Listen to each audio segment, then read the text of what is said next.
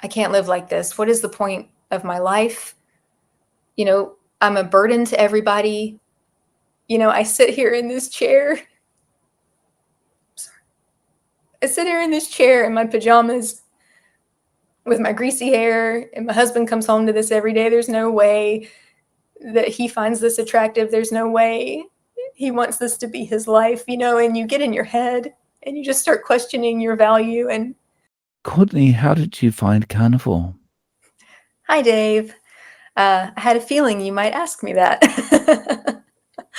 um, to answer your question, I actually think that the carnivore diet providentially found me and not a moment too soon. Um, and I guess this is kind of where people give their backstory.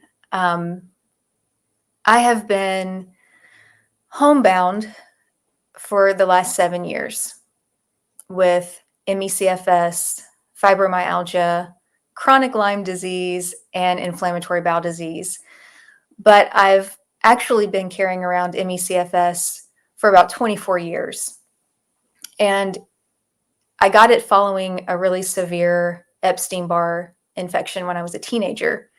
And I just never got back to my previous baseline. And my previous baseline was, bouncing off the walls, basically. And so I struggled for years to sort of get back up on my feet. And there were periods of normal, I could work and have some sort of a social life and be mostly normal, but I never felt well. I got sick really easily. And when I got sick, I stayed sick much, much longer than most people. And it seemed like I started having some kind of health crisis, at least once a year, ending up in the hospital, and never really could explain what was going on. I struggled with energy, and then my sleep, started getting really messed up. And, it's easy to just blame, well, I'm a young adult and I'm in a new city and it's this stress or that stress. And you just kind of start justifying things. But, it was a mild case and I had no idea what it was. And so, as life went on, it just seemed like I started struggling more and kind of spinning my wheels and having more problems. And I just kept thinking, okay, well, maybe I need to change my diet. Maybe I need to go to the gym more, maybe this, maybe that. And so by the time I was in my 20s, I was already trying to solve my own puzzle, I guess. Everything from a vegan diet to like essential oils, and none of that was helpful. And the vegan diet made me feel worse. And I thought, okay, well, maybe that's not for me. And then I just kind of did regular for a while. And then, fast forward 7 years ago, it's like my pot just boiled over and I got so sick. And during this last 7 years, I have been very obsessively trying to crack this really bizarro puzzle. And again, I was like, maybe it's something in my diet. So I tried an elimination diet. I think it was called the autoimmune protocol. And so I eliminated everything like nuts, dairy, soy, gluten, sugar, starchy vegetables. I'm sure I'm leaving stuff off the list, but basically I was down to just meat and vegetables.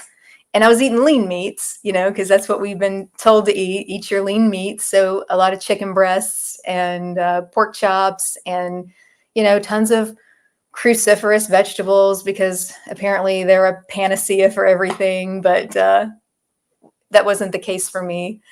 And then I tried like every herbal supplement, every nutritional supplement.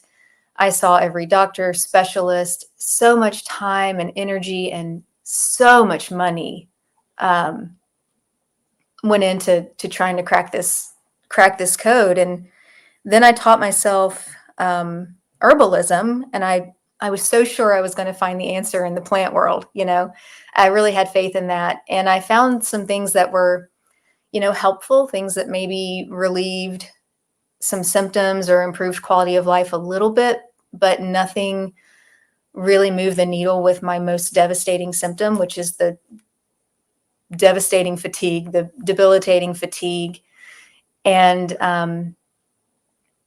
then I kind of got to a point where I just got so fed up and I got a little angry and I thought, well, if I'm going to feel like crap every day of my life, I might as well eat what I want. And so I knew there were things that made me feel worse, and I tried to avoid those. But there were things I thought, well, they make me happy.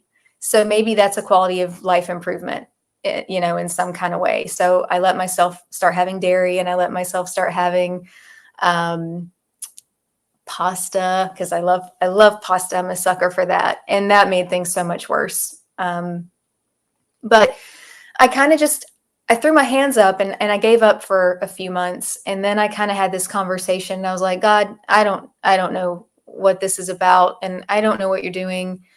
But if this is what life is supposed to be for me, just I surrender and just help me endure it.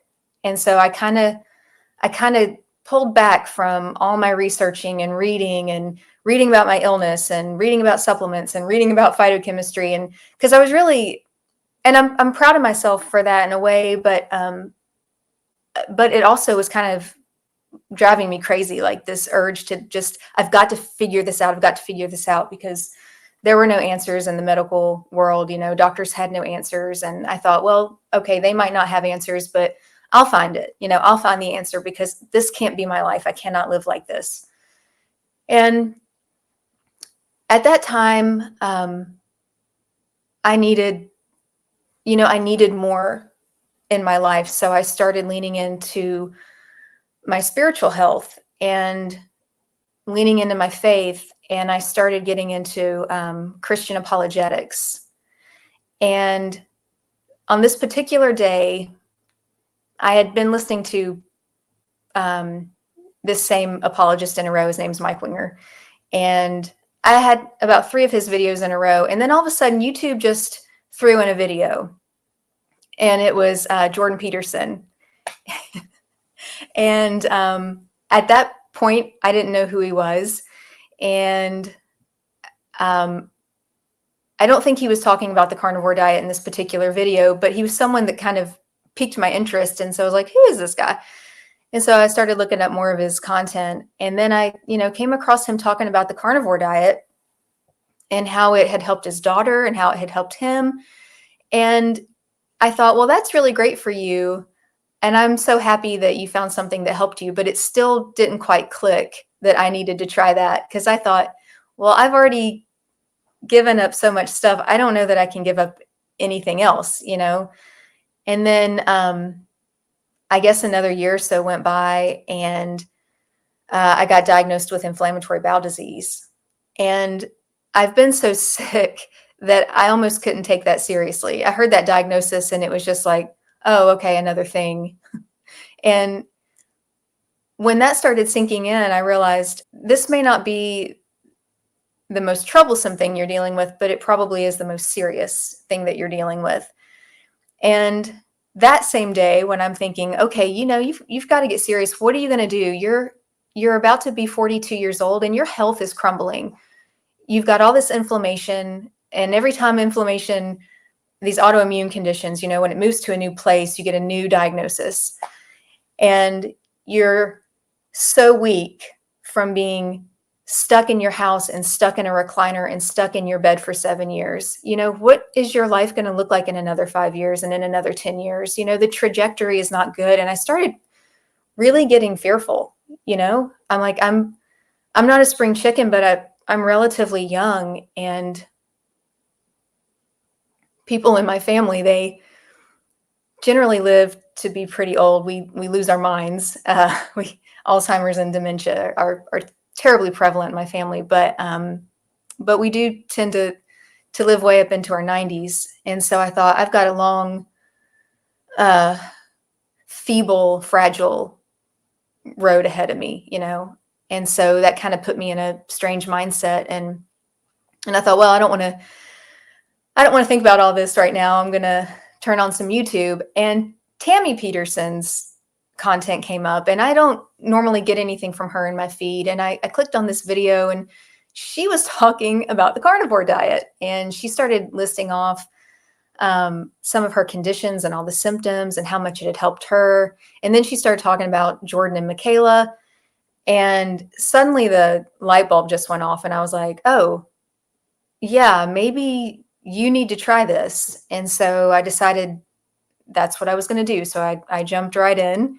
I failed my first time. I did a lot of things wrong, and made life really difficult for myself. Took a break, about a month, probably, maybe a little more. Got back on the horse.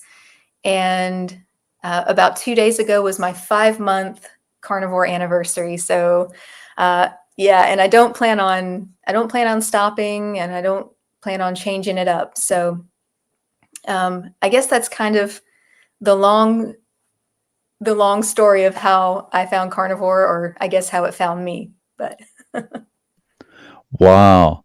So just before we get into talking about, what has changed and what's kept you on there for 5 months, I'm just really interested because your journey sounds like it's been quite long with a lot of consultations with doctors and that kind of thing. yes. How did it go with doctors? Were they empathetic, or did it just become this process of going to a doctor and almost feeling like nothing's going to happen here? They're just going to send me away with a prescription or a I don't know what this is kind of thing. Yeah, so I didn't have much luck on the doctor front at all. I did run into a couple of wonderful doctors. They just honestly didn't know what to do to help me. But I would say the vast majority of doctors, I think they just thought I was crazy. Um, I eventually ended up with, I guess most people say laundry list of symptoms, but that is a subpar unit of measurement for me. It's more like a like an ancient scroll, like you know, of symptoms, and literally like a page just front and back full of symptoms, and they're all bewildering, and they all seemed really absurd. And I know that I looked crazy. I know that I sounded crazy. But every time you went to a new doctor or a new specialist, you'd get this little bit of hope, like maybe this is the person that understands, or maybe this is the person that knows what to do, or and it was never the case. They were just like, your labs look great, and you look healthy. You're a young girl, you're probably just stressed out. Why don't you try these antidepressants? And I'm like, no. I did try those very early on in life. I think I was 18 or 19, and they made me so much worse. They made me, like, they made me want to kill myself. Just constant suicide. That stuff was nuts. I know they help some people, so I'm not railing against that or anything. But for me, they poured gasoline on a fire. So I've always said no to that. But they're so quick to push antidepressants at you when they don't know what's wrong with you. And maybe even more so for women. I don't know. I think one doctor accused me of being hysterical, and I wasn't being hysterical. I got a little emotional in the doctor's office talking about what all I had been through, and how I felt like at such a young age, my life wasn't what it was supposed to be, and how much I was struggling. And, you feel like that's a time when you can be vulnerable. But it seemed to work against me. And so then I got to the point where I actually felt kind of awkward in the doctor's office. I'm like, I don't want to appear too emotional. I don't want to appear like I know it all. And I don't want to look too disheveled, but I don't want to look like I feel too good. And then it just became this whole thing of like, I don't even know how to like present, because I have this illness that is heavily stigmatized. And at the time I didn't even know I had it. But through my research, I figured out, yeah, I think I have ME/CFS. And then I finally got diagnosed with that in 2020. But man, I've been carrying that around since the year 2000. So, well, technically, I guess 1999. But, I listed off all my health conditions, and there's overlap. And it's hard to know where one starts and one ends, right? And the body doesn't really work like that. We're not in tiny little boxes. But the reason, and I say this on my channel, but the reason I focus primarily on ME/CFS is because it's been the most devastating thing in my life. It's been the thing with the most complicating, most stubborn set of symptoms. And there are two like hallmark symptoms of ME/CFS. One is called post-exertional malaise, PEM for short. And that is when all of your symptoms flare back up. It's almost like a relapse of your illness following any kind of activity. It can be physical activity, mental activity. It can even be emotional, like if you've gotten too upset, because we don't metabolize energy correctly. And everything is energy, right? Thinking is energy, speaking is energy, brushing your teeth is energy, everything is energy. And then the second hallmark symptom is reduced cerebral blood flow. And so there's a lot of cognitive symptoms, memory loss and brain fog. And you know, I was told that, well, chronic fatigue syndrome, you know, it's not a disease, it's a syndrome. It's just this collection of vague symptoms, and nothing can really be done about it. And, you know, we're not even sure if it's actually a real thing. A lot of doctors still think it's a psychological thing.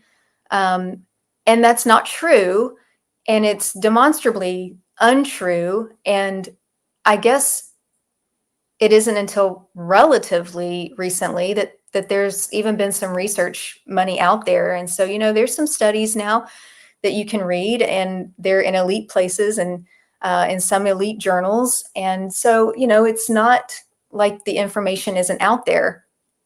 And then I found out that ME/CFS has been classified not as a syndrome, but as a disease of the central nervous system since 1969 by the World Health Organization. The United States CDC also classifies it as a disease of the brain. And then the Mayo Clinic states that it's a chronic multi-system disease.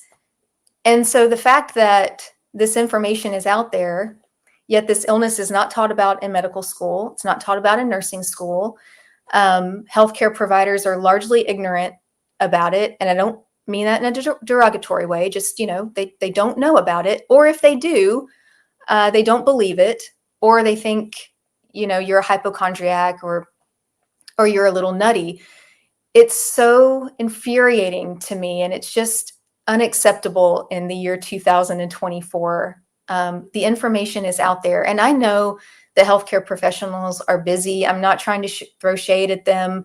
You know, I worked in healthcare as a registered nurse, so I get it. You know, your hours are long, you're stressed out, you're physically exhausted. You get home at the end of the day, you've got family and responsibilities. So it's not like you're digging through all these journals and looking for, you know, and it's not a glamorous illness, you know, it's like there's no big galas and fundraisers and nobody's wearing the ribbons. And, you know, so it's not like the information is just kind of freely flowing. You don't know anything about it unless you're researching it. And unless you have it or know someone who has it, you're not likely researching it, you know? And the reason that I am so passionate about it is because we are a devastated patient population. There are millions of us, and we're neglected and forgotten. There's no help and no understanding. No one really. It seems like nobody cares, and maybe that's unfair, but that's how it seems. And so, not only are you struggling and losing your health, and you know, your financial situation is crumbling, and your social life is crumbling, and your health is crumbling, and your mental health and your spiritual health and all these things, like your whole world just starts crumbling. On top of that, you're like embarrassed to say that you have it. You're embarrassed to advocate for yourself, you know. And then you get scared about the idea of going into the hospital because they don't understand, and sometimes they can do you harm. And I've had that happen. And if I may, I'll share that story. I was having severe chest pain. This is probably 2 or 3 years ago. when you're stuck in your house 24/7, time gets a little weird, but probably 2 or 3 years ago. And my neighbor came over. She's a former emergency room nurse, and she was like, I think we need to call 911. So the paramedics came and they talked me into going to the hospital. And the everything at the hospital looked fine. The EKG and the blood work looked fine. And the doctor was like, you need to do a stress test. And my husband was like, please don't put her through that. She has CFS. And he just kind of looked at him like, I have no idea what you're talking about. Either that or he didn't care. And he's like, well, it doesn't matter. She needs to have this stress test. So they put me on the treadmill and I did the best I could. And it showed ischemia, which is a lack of oxygen. And the test made me worse, but because I had a lack of oxygen, they made me go through another one. And this was not the one where you walk on the treadmill. This is the one where they make you run and like at your limit for as long as you can. And so they put me through that test a couple weeks later, and I was crying and I was trying to tell the nurses, I was like, please don't make me do this. And I should have, see, that's where I'm getting better, but I'm not real assertive, and I've had a hard time sort of standing up for myself. I would never do it again, and all this has kind of taught me a lesson about needing to be your own advocate. Like nobody else is going to do it for you. You have to be your own advocate. And it's my fault. I shouldn't have done the test. But anyway, I was crying like, you don't know what this is going to do to me. Please don't put me through this. I need to stop. I need to stop. And they're like, you're doing great. You're almost there. You're almost there. Well, I never got back to my previous baseline, after doing that test. And my previous baseline was already pretty bad. So doctors take an oath to do no harm. And nobody intentionally meant to do me harm. Everybody was covering their bases. I'm not mad at anyone in particular, but I am angry at the system and the lack of knowledge about this condition. And I guess I won't keep rambling on about that, but it's just important to me that this group of people know that there might just be some hope and there may just be a way out of this. And it may be a whole lot simpler than you think. 5 months in, what kind of changes have you experienced? Yeah, so I'm no longer a prisoner in my house, and I'm no longer a prisoner in my chair. I do still have limitations, and I have a long way to go, but, and this is a big but, within the first week, all of my brain fog started to lift. And I had lived in such a state of brain fog that it felt like just TV static in my brain, like I was on drugs. Kind of like, do they have Benadryl in Australia? The antihistamine? Yeah, okay. So it was kind of like if you just were taking Benadryl like every hour. And I would get disoriented, like I couldn't figure out what I was trying to do, or if it was like the one day a week that I left my house to do a curbside grocery pickup. Sometimes I would get lost and I couldn't figure out how to get to the grocery store. It's not far away and it's a place I've been a million times, but I just started losing my memory, losing pieces of my mind, losing my ability to multitask. It's hard to explain. I felt like, oh my gosh, am I like in an early onset with dementia? Like it was really terrifying. And so that started improving it within the first week. And I was like, wow, there's something to this diet, And then within the second week, I realized that all of my pain, and I had been living with constant joint pain, constant muscle burning, and constant neuropathic pain. I always felt like I had bees just randomly stinging me all over my body. That was completely gone. And that's so fast, when you've lived with it for so long and you feel so hopeless and you think, this is just going to be my life, this is my life and I'm stuck here. To see it start turning around so quickly, you start thinking, okay, well, there are a million other things I'd rather be eating than just these egg yolks and this steak, but I'm going to press on. I like what I'm seeing. And for those of you who are like, oh, this is placebo, I promise you it's not placebo. I wish that I was that like impressionable to placebo, but I'm not. I've tried everything. And when I say everything, I've tried everything. So anyway, within the third week, I started realizing an increase in energy. I felt like I could actually get outside and walk around. I felt like I could actually like maybe go into a store and walk around, because for years, about the only thing I would do is leave my house once a week and go pick up groceries and not even get out of the car. You know, they bring them to you, put them in your car, and then come home and put them away. And then I would need several days to even recover from that limited amount of activity, you know. So I was like, okay, I can get out and I can go like walk around in a store for a little while. And this feels like a lot of freedom to someone who has been stuck in her house, you know. And then I just started getting some boost in mental clarity. And it seems like every month that goes by, I'm getting a longer and longer leash with my energy level. And when I have my ME crashes, which is called PEM, the duration is shorter and the severity is a lot less extreme. You know, it's not like, you know, previous to carnivore, when I would have an ME crash, every single symptom I had was exponentially exaggerated, and it could take days, it could take weeks. I've even had PEM that lasts for months. You know, it just depends on what activity it was that you did, how far you pushed yourself, or so now with all the improvements, you know, because I'm this like N=1 experiment.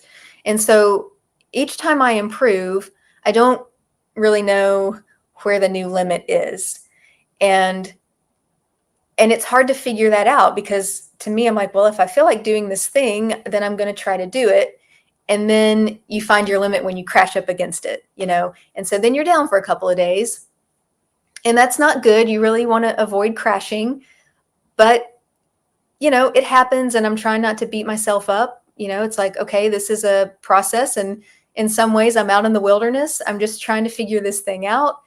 And, but I'm thankful that when I do crash, you know, I'm only down for a couple of days, not weeks and months. And it's not every symptom. It's usually now it's just brain fog. I still get the brain fog, and I'm just exhausted and extremely irritable. It's like all of my senses are overstimulated, which is part of the illness. And I've dealt with that for a really long time, but it's been so improved, you know, that when you crash and all those symptoms come back, you're like, oh my gosh, how have I lived like this? Like, how have I dealt with this every day of my life? And, you know, I look back on those days, and there were a lot of really dark days. I mean, I think I wanted to die every day at some point, just like, you know, I can't live like this. What is the point of my life? You know, I'm a burden to everybody. You know, I sit here in this chair. I sit here in this chair in my pajamas with my greasy hair, and my husband comes home to this every day. There's no way that he finds this attractive. There's no way he wants this to be his life, you know, and you get in your head and you just start questioning your value, and and you think that everyone would be better off without you, you know, you really do. And that is a lie.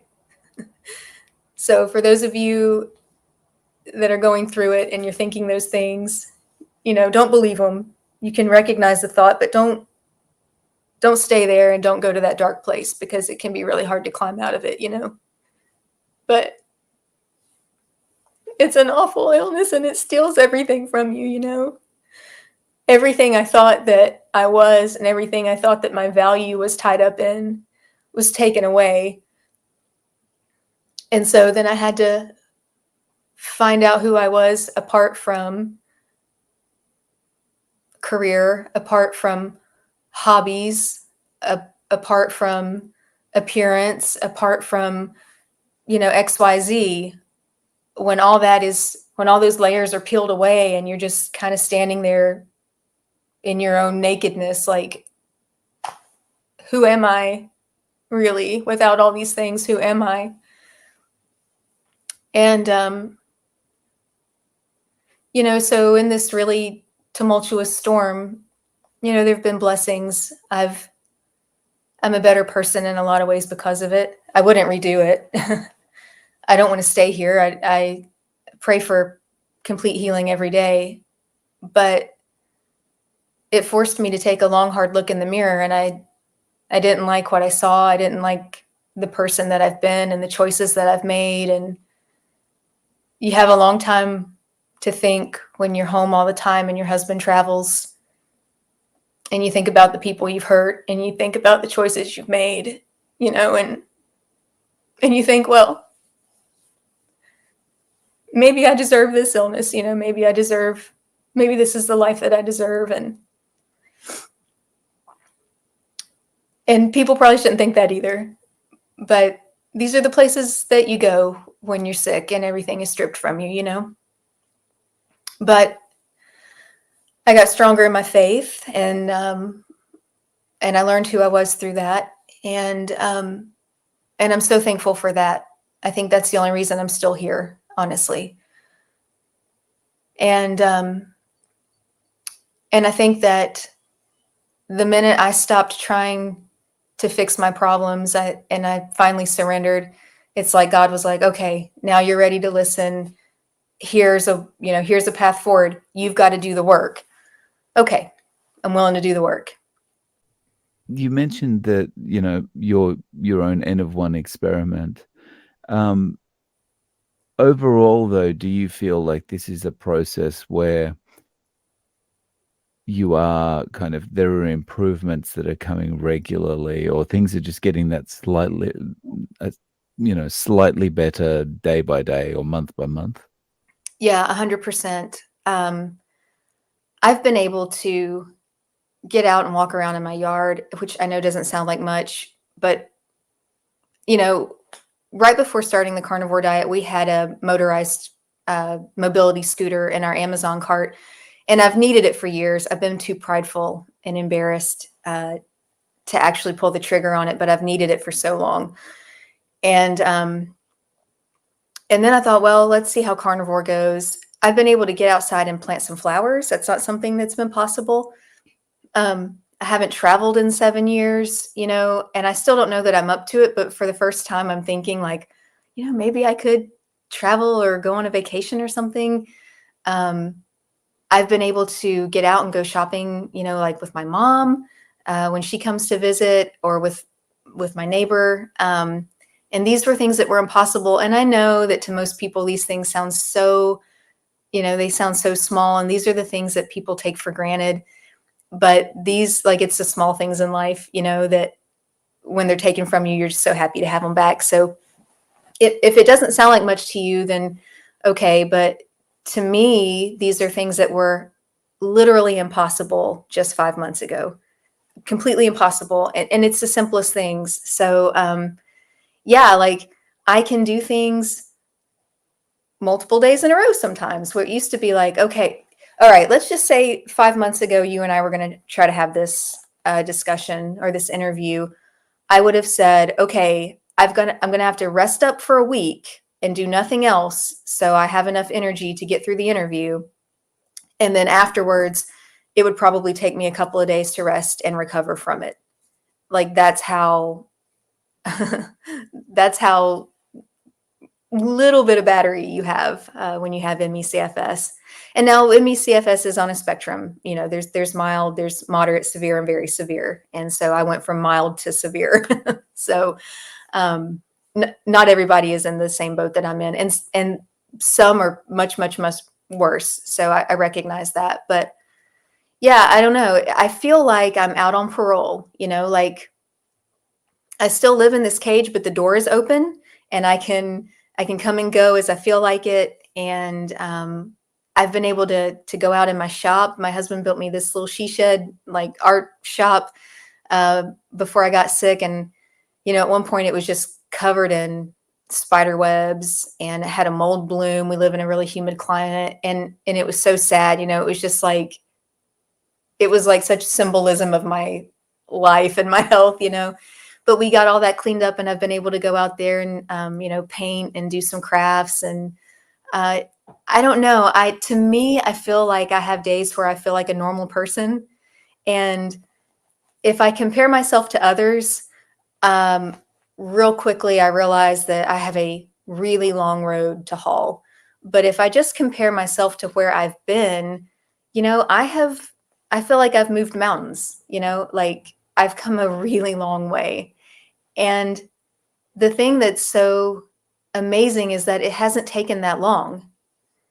And all the money I've spent and all the things I've tried and all the headaches, all the things, meat, like just beef. I'm basically just eating beef and egg yolks with some salt, and I only drink water, and I don't cheat ever. That's all I do. And it's giving me my life back in a pretty steady fashion. And it's been pretty quick. I would say I probably have about a 50% increase in my energy. That is a miracle for people like me. So, you know, it works. Yeah.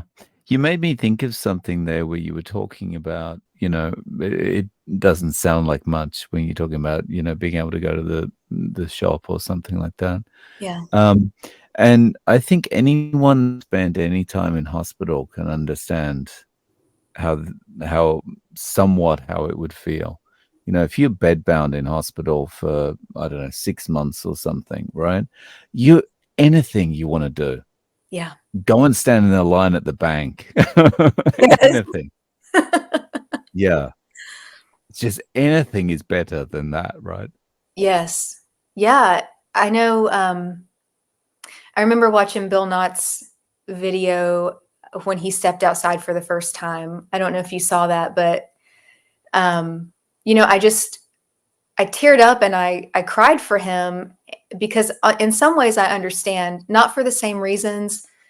And I wasn't 100% stuck in my house like he was, but I understand the feeling of like, oh my gosh, my life is turning around. I've got a little bit of freedom. I've got a little bit of length on my leash. Like, you just don't know what that's like until you've lost it. You know, you don't know what you've got until it's gone. And so, yeah, like you said, for anyone who has been bedbound or stuck in the hospital or endured major health issues, it is the little things. And once you start grabbing onto those little things, you're just like, oh, come on, come on, come on. You know, you just want a little bit more. And honestly, you know, if I didn't improve past this point, I would still be so grateful. My quality of life is so much better. Um, and I feel confident that I will improve past this point, but I find myself I feel more like my old self. I used to be bubbly and silly and just a happy person, you know? And then I went through this season of just like, I can't smile. I don't even have, you know, it's like the illness has a personality. It's like a sadistic psychopath that just tortures you. You're trapped in your own like physical gulag with a sadistic psychopath that tortures you.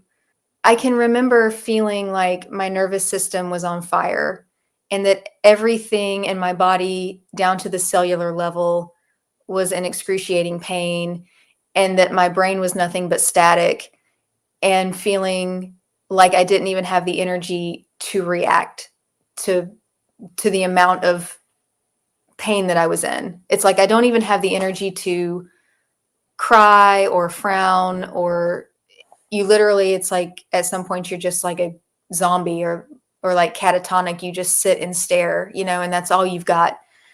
And I think I went, if it hadn't been for my little cat, and I lost him back in April. He was my best friend and my companion through all of this, because I spent a lot of time alone. I think he's the only reason a lot of days that I could even smile at all. That companionship brought me a lot of joy. But other than that, it's like I felt like I forgot how to laugh. I forgot how to smile. I forgot how to just have like a happy go lucky outlook on life. Everything felt like doom and gloom. Everything, it's like there was just a dark cloud over everything. And it's not like that anymore. I can be aware of the challenges ahead, but I can smile and I can laugh. And my husband and I enjoy each other so much more now. He doesn't have to, he's not working the same long hours that he was working. And I think life is a little bit easier for him, and life has become a little bit easier for me physically. And it's like we're not both so worn out and miserable, and we're just getting along so good, and life feels happy. And there are 100 million things to worry about and be scared of if you're paying attention at all. Like it feels like there's this train coming at all of us, and it's like we don't really know what's going to happen. But and I can see it, but I'm not anxious. I don't feel scared. It's just kind of like, when things happen, we'll roll with them, we'll deal with them. Um, but I just have a calmness about me that I haven't had in a very, very, very, very long time. And I have a happiness and a joy that I haven't had since I was probably a teenager. And I'll be 42 in August, so that's a long time ago. Um, it's just been a really wild ride, and people don't have to live this way.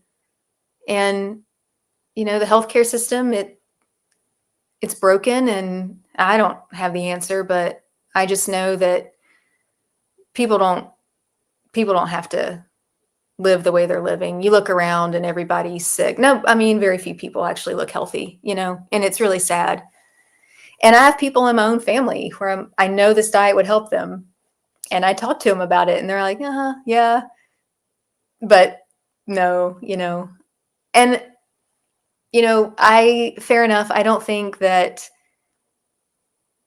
know that you'd be super motivated to just eat meat if you weren't having some kind of health issue. It's not fun for me. It's not that I don't enjoy my meals, but would I like to sit down and have a taco? Sure. It's not like that stuff doesn't sound good to me anymore. Definitely it does.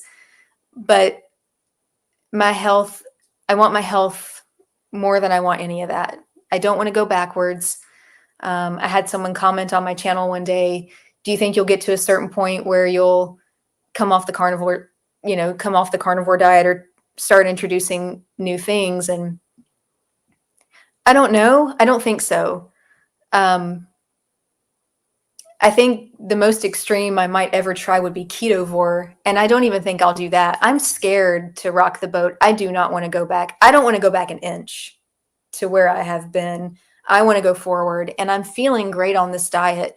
Not only physically, but like my mental health is so much improved. There's really no darkness and depression, and there's no anxiety. And that's a miracle in itself. And my skin is really clear and healthy, and it glows. I've got all kinds of new hair coming in, and that's vanity stuff, I guess, but it's just good. You see all these changes happening, and it's I don't know, it's empowering, and it's encouraging, and it makes you want to keep going. Mm. So you mentioned that you're eating just beef and egg yolks. Hmm. How do you organize that throughout the day? Are you eating one or two meals, and is it like eggs in the morning, steak at night, or something like that? At this point in the journey, I'm not overcomplicating things, and I'm not thinking about, you know, being strict OMAD or, whatever. It's like if I'm hungry, I eat. What I am mostly doing every day is a ribeye, usually sometime around 4 p.m. and then I'll have like 6 egg yolks about an hour later, and then I'm good. That's all I want. And so I intermittent fast. It's not like I really try to. It's just kind of the flow that I'm in. I don't really think about food, and then all of a sudden it's like, oh, I could eat. I'm hungry. I'll eat, and then I don't think any more about food. And there have been days where I've, done a 24-hour fast, not even intending to. Food's just not at the top of my list anymore. I'm so satisfied. I don't much think about it. Now, a few days ago, I went through this really sort of random increase in hunger. I don't know why. I don't know where it came from, but I'm 106 pounds, and I was eating 2 pounds of ribeyes and about 8 egg yolks a day for about 4 days in a row. I don't know what that was about. And I thought, well, maybe my body is in like a new stage of healing or something. I don't know. But I was like, if you want it, I'll give it to you. So just kind of cramming it in. But yeah, for the most part, 1 steak and 6 egg yolks is all I need. And I eat them pretty close together. Nice. So can you talk a little bit about your channel and what kind of videos you've got on there, what's coming up, and how we can find you? Yeah. My channel is called The Emmy Lion, and it's so small that I'm not even sure you can find it if you search it. I have about 225 wonderful subscribers. I'm so thankful to have them. I'm actually shocked that I have more than 5 people. So I'm really thankful for that. My videos are basically me. They're very low tech. It's just me talking into my iPhone, talking about my journey, progress, setbacks. My most recent video, I tried to do like a little cooking video, and I came up with this little 2 ingredient carnivore mashed potatoes, and it's just mashed up egg yolks with melted butter mixed in. And if you close your eyes and eat it, it tastes just like mashed potatoes, and it kind of scratches that comfort food itch for me. And so I thought, well, this isn't my shtick to do videos like this, but it's good and I like it, and so I'll share it with everybody. And that video kind of bombed, and that's okay. On one hand, it's like I don't really care. I'm not looking to really be like a big YouTube influencer. But then on the other hand, it's like, well, the whole reason that you decided to do this was to get the word out to the invisibly ill that there's hope, and that this way of eating might just help you too. And so I think, well, you got to get the content out, and you got to get the numbers up if you want to get the message out. And then I'll get in my head a little bit about it, like, well, who cares? Like, who are you, and who cares what you have to say, and so I go through that whole thing. And my husband keeps reminding me, he's like, you said if carnivore helped you at all, you were going to shout it from the rooftops. And I'm like, I did. I said that, didn't I? So he keeps making me accountable. And the only way I know to shout it from the rooftops is with a YouTube channel and, talking to people like you. I don't have any other social media. I don't want it. Please don't make me. But yeah, so if you want to check out my little YouTube channel, I am the Emmy Lion. And if you have a hard time finding me, maybe we can link like my first video or something like that. That way they can at least get to it. But yeah, that's basically it. Awesome. So yeah, I'll link to your channel below. Okay. And I really appreciate you coming on and sharing your story, Courtney. Thank you so much. And it's so good to hear that you are so much better now than you were. Thank you. Thank you so much for having me, Dave. I really appreciate it.